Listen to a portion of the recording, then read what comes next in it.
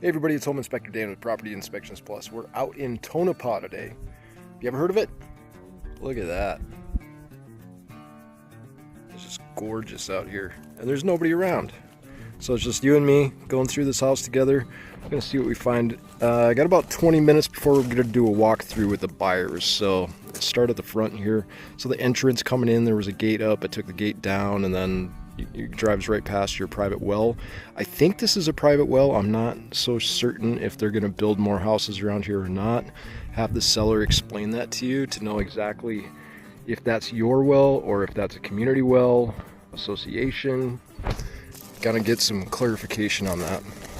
On the outside of the house, things are looking pretty good. There's a couple cracks going on, and on new builds, that's pretty common. You're going to see that quite a bit. You're going to see a little bit of stucco cracking, a little bit of foundation cracking. Small cracks aren't the end of the world, but when you have an excessive amount of them, it can be a problem. See, I'm looking at one right there. That's a little stucco crack, or a foundation crack. There's another one right there. There's quite a few of these little cracks all around the perimeter. There's probably 10 on this side, 10 on the other side. And you can see that the covering that they put over it ends right there. So they kind of sealed everything in. See how that goes down, down, down, and now it's disappeared. It's because they put an extra coat over some of the foundation, but not all of it. So there's a few cracks left out there. And speaking of cracks, might as well bring up some of these stucco cracks. It's gonna happen. These aren't too bad yet, but I expect this in the next year or two to start developing more cracks. I didn't think there was any soffit ventilation today. As you can see, there's no soffit vents. Nothing over on this side. But we do have a gable vent. And if we walk back to the front, I think it was maybe in the front here, there is soffit ventilation. There's just not a lot of it. Just very minimal. If you look up here, look, one soffit vent. One for this whole side. Walking around on the front, we don't have a gable vent above the garage. That's okay. There is a gable vent on the main house though. Now they insulated above the garage on this house. That's not normal. They typically don't put insulation up there. I went up on the roof. There was a couple issues up there. Alright, so we're up on the roof, climbed up the front of the roof right there. We've got really tight valley right there. So they cut those tiles because it's at the front of the house and they want it to look good. So they don't want people to be looking at all that big flashing. So they cut them really tight, but what that can do is accumulate debris in there, and a lot of the concrete tiles that were cut and a lot of the flashing that was cut got stuck in the valley down there. So now that's going to trap water, more debris, until it eventually causes some problems right here. Not a big deal, but I like to see these a little bit more open just to let debris flow down on that flashing. You see how tight that's cut? So these concrete tiles are touching for both sides. So there's really no room for debris to get in there. There's also no room for debris to exit. Because once we get up in there, it's blocked. Most of that is blocked by debris and roofing material. There was a piece of flashing in there that I fished out. Stabbed my finger. But yeah, we do have bird blocking installed around the perimeter of the roof, and that keeps the birds from going in there. I just did a house yesterday where there were a bunch of birds nesting up in there. But back to my point about the tight valley, just open that up a little bit more. That'll let everything wash down this valley. But not bad. Brand new roof, so there's not going to be a lot of problems here. But there's always a few to point out. Like when they worked up here, didn't paint the side of that. Not a big deal. That's where one of your exhaust vents come out from the bathroom. There's a plumbing jack vent. And they did wrap that properly, but they haven't finished this one yet. So this is the same thing as that plumbing vent right there. This one's a little bit bigger. But you can see that the roofing material is down there, but the concrete tile is not, and the metal flashing has not been installed yet. So we need to get that metal flashing installed to go around this, and then it sticks up, and they wrap it into the inside of that pipe, and that prevents any water from getting down into, you know, the roof or the attic area. These bigger vents in here, checking to make sure that they're coming straight up through the roof and not cut off a little bit too short. Concrete tile roof looks good. Underlayment is brand new, so you can see how shiny those nails are and how good that wood looks. Give it a few years, it'll start looking a little bit worse. Flat roof doesn't look too bad, but you see that white right there? The white right there? I'm being a little bit picky, but there is inadequate overhang. We don't want water to pool up like it does on flat roofs all the time, because that's the nature of a flat roof. If it doesn't have a good slope to it, water is going to pool up. It's going to pool up usually right here.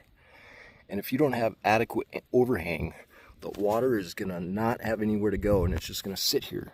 And then it's going to work its way in between the roof surface and your house. So then water gets wrapped up in there and stuck, and then your sheathing or your ceiling below this on the patio starts getting water damaged. So it should just be cut right past the roof edge. Now they did good on the sides, you know, they cut it all the way up to the side, but as the middle goes, it's not so good. See, the side looks pretty good. Other than that, I was wrong about the ventilation. We do have a couple soffit vents. They're just the big square ones, rectangular ones, and we have a couple gable vents. So there's a good chance that they're just regular insulation inside that attic. Man, what a beautiful view. Some nice houses down there too. This is a nice house too. But, wow. I'm so grateful to get jobs out in these areas where I get to see more than just concrete and asphalt. Come out here and actually get to see some of what Arizona is really about. God, that is a beautiful view right there. In the front of the house, we've got some gapping around some of this weep screed. See how they install that? It should come down to the foundation to stop bugs and everything else from getting up in there, so they don't introduce, or pests don't introduce a whole bunch of crap inside your house. Trim gaps will do that. Trim gaps around here should all be sealed in, because once they get past that, bugs and everything, it's game on. And underneath your doors, those should be sealed up too. Those aren't terribly bad, but they need to be sealed up. Crickets have been known to sneak up in there and nest, and then I find a bunch of cricket frass just by the door frames. It's very common to see that on houses for sale. There's a little cracking on the patio ceiling here, so just drying sheetrock cracks, sheetrock to stucco. A little bit over there, a little bit on this side as well, all the way along there. Since it's a new house, ask them to fix it. They might not fix it until your 1-year warranty period. You do have about 55, 52 pounds of pressure today, and coming from a water well, that's okay. 50 isn't bad. If it gets much lower than that, you might have some issues. Little minor stucco issue going on there. Now your main water valve comes in from that well over there, underground up into here to your main shutoff. Anti-siphoned hose bib, and we're seeing some more cracking foundation. Quite a bit of it. So about every 3-4 feet, I'm finding another crack. And it makes me a little bit worried. There's more all the way down. It makes me a little bit worried because this is not a post-tension slab, and I don't want there to be any type of settlement issues after my clients move in. Look how big that crack is. Well, nobody's even lived here yet. So, think about moving into a house that has a bunch of cracks like this, you're worried that they're going to get worse, right? I sure would be. I'm looking for more soffit ventilation. Nothing.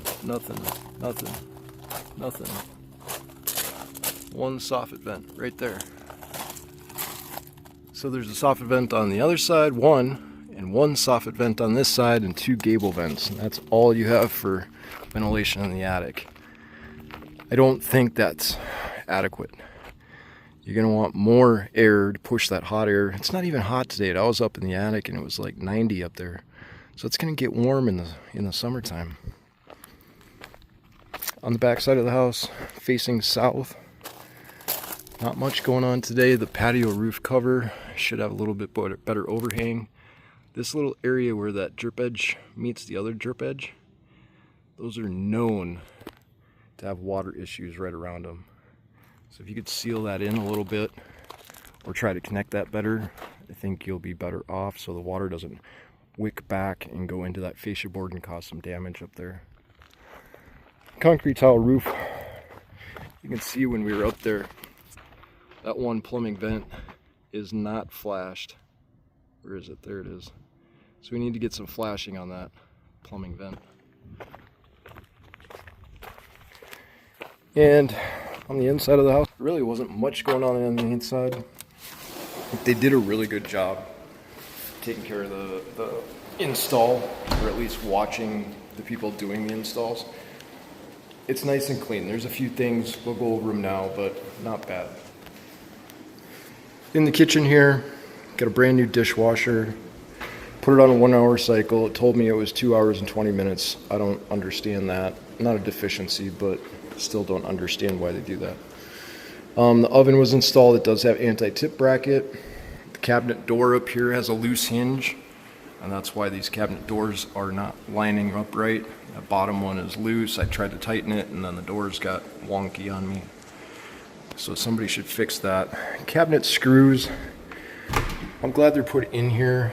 It looks like somebody had a heck of a day trying to find the studs. There's 2 screws on some of them. Some of them don't even have screws. Like that screw's missing. That screw's missing. And then there's a screw right there, a little bit off to the side. And we're missing a bunch up there. Likely they don't need to be drilled in because they missed. But what they should do is plug those holes up so you don't have big holes sticking out. Now your microwave vent fan, it's pretty awesome because it's got this big outdoor vent that goes up through the roof, right? But all the air is being directed back to the house right now. So I'm feeling all of this air blow back. So they didn't remove the flap when they put it on. And now it's just an internal exhausting cooktop ventilation. Not so good. Water pressure, sink was working good today. Hot water took a little bit of time to get out here to the kitchen, but it wasn't bad. Refrigerator is missing. GFCI for the refrigerator as well. Now, one thing on this house that I did notice when I was up in the attic, and I didn't take any video up there, but I'll show you some of the pictures, is this bat insulation is not very uniform. So when we look at vaulted ceilings, and I'm looking at the red areas, so the red areas or the yellow areas are going to be a bit warmer, the blue is going to be colder. You can see because I had the oven on, oven's super hot. We've got some of that missing insulation right there, so it was not very well attached to that vertical piece of sheetrock right there. Got some more right there. And as we walk around here, you can see gaps. That's a pretty big gap right there. Those are other big gaps. That's because that bat insulation wasn't installed very well against that vertical. Even in the middle of the roof or the middle of the ceiling, there's some spots that are a little bit warmer. That's just a light. Maybe not in this room, but the other rooms there definitely was. See, look at all that gapping. It's going to become ghosting. All these warm spots that don't have any insulation on them. The attic is going to be 150 and the inside is going to be 75. And you're going to create condensation. Same thing with this room. Not sure what's going on there. I know water comes in over on this side, but I don't think that's your water line going up. You can see the wood in the walls transferring that thermal energy through the sheetrock. Sometimes you can even see the nails. So those little red spots are where the nails are. These cameras are really good for finding stuff. I don't always know what I'm looking at, but I am always looking for anomalies, things that don't look normal, things that stick out. And this hallway isn't much better. Big old piece missing right there. Another one there. All the way through there. So you guys saw that big spot right there. Bedrooms aren't too bad. Big old spot of insulation missing right there. It's just not pushed down against the ceiling. So you're always going to have gaps. When you don't have blown in insulation, you have bad insulation, there's going to be gaps up there. And I noticed that there's gaps around the lights too, or warmth around a lot of the lights. See all that red? It's because the bad insulation can't get very close to that. They should put a can over the top of that, or like a, whatever you want to call it, a baffle, to stop the warm air from coming on down through that ceiling fan into the room here. Windows were okay. Everything was opening and closing all right. Quick question, how many electrical outlets or receptacles do you test in a new home? Every single one. The state of Arizona only says that we need to test one electrical outlet per room. But when you're doing a new house, somebody's going to move in and nobody has tested most of the electrical outlets in a house. So your best bet is to test every single one as a home inspector, because you will find some weird stuff. I didn't find anything weird with the receptacles today, which is good for my client's sake. I always like to find stuff, but the ceiling in the living room, not really my area of expertise, but it's very shiny. It's very semi-gloss or almost glossy. I would expect this type of finish over a kitchen, but not necessarily in a living room, because it's going to be, you're going to create a lot of shadows on it, right? You're going to get a lot of reflections. So they usually use a flatter paint on the ceiling. In living areas, they'll use something more solid like that, because it's a more smooth surface, less water penetration through like a glossy type finish, easier to clean as well. In the bathrooms, shower rods, you gotta put shower rods up. New bathrooms are known for that. Now both bathrooms do have a little bit of tile gapping, grout cracking, if you will, between the plastic tub and the tile surround. Now instead of putting grout in here, which is what they put in, you should put some caulking, because these two surfaces are gonna shrink and expand at different speeds all year long, and that's just going to slowly break out all the grout. So if you put some caulking in there, something flexible, it won't crack out nearly as bad. But the water flow in this shower, it's a little bit low today. You can see it's just sporadically spitting on and off too. I ran the shower for like 10 minutes and it didn't change. So I'm going to ask them to take a look at that. See if there's something they can't do to maybe clean out the head. You know, we're a little bit low on pressure today, so that could be the reason. Not so sure. The lines for the sinks, drain stops, they were all working good today. We got a good backsplash, GFCI. Goes over to the other bathroom. And the bedrooms, pretty basic. You got your ceiling fan, can lights, closet over here. Testing all your electrical outlets that are visible. They didn't put little bang things, they put door stops in, which you hit that hard enough, you'll crack your sheetrock. I like to see the ones that have a little bump to them. That at least gives you a little bit of cushion. You can see the whole wall moves when I hit that. I would expect them to break at some point. air return goes up right through there. There is another air return in the master just to help get some of that air out, or air back to the system. Now the washing machine and dryer hookup areas, everything was connected and properly energized. So we've got power at that outlet, got power at that outlet, and that is GFCI protected. And the vent hood, or the dryer vent, goes up through the roof for ventilation. Add a catch right here. You can get access to the dryer vent is right in front of that. And some of those insulation gaps were like right there, right on the other side of that. Garage door was working good today. Nice and quiet. And they put nylon rollers on, and that helps keep the noise down. So instead of having metal rollers banging around, these white ones are nylon. It just helps keep it a little bit cooler, or quieter, not cooler. See all these fasteners that they use to put the trim in, those need to be sealed. So this board needs to be painted. So the paint would cover up any of that. There's gaps up in the corner, there's gaps all along the top perimeter. And the sensors are 6 inches off the ground, which is what we like to see, but there are some cracks in the foundation wall again. Cracks, small cracks, quite a few small cracks. Water heater is working good. Maybe it could be turned up just a little bit. We were getting about 112, 115. I'd like to see that about 120.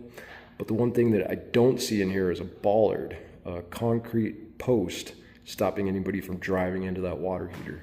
That would be a good addition for safety. But your TPR valve discharges to the outside right there. Your pan connects, and they both discharge to the outside right there too. I was a little bit annoyed today. I spent a couple hours trying to detail my car. It's not perfect, but then I had to drive dirt roads for about a mile. That made it really dusty. See the DUI damage? That's where the guy hit me right there on the back fender. Well, I'm Home Inspector Dan with Property Inspections Plus. If you guys are looking to get an inspection anywhere in Arizona, give me a call because I travel. Have flashlight, will travel. I'll go wherever you need me to go in the state. Tonopah isn't that far away for me. I've been down to Tucson several times, Heber, Flagstaff, tons of cool stuff, Prescott Valley. I like to get out of the valley every once in a while and see something new. So it doesn't bother me to jump in my car and drive for a day. Yeah, you'll pay a transport fee or a travel fee, however you want to say it, but it's not going to be exorbitant. You know, that's kind of the reason I drive this car. This car gets 45 miles a gallon if I drive it like I stole it. So coming out here from Gilbert, we got, I think it was 55 miles on the GPS. So coming out here and going back, it'll be about 2 gallons of fuel. It's diesel, so diesel prices. Most people get 20 miles a gallon, and that'll be at least 5 gallons of fuel. So $25 worth of fuel compared to about $10 worth of fuel. It adds up. So if you guys have a house that's outside of Arizona, don't call me. But anywhere inside of the state, give me a buzz. I'll talk to you next time.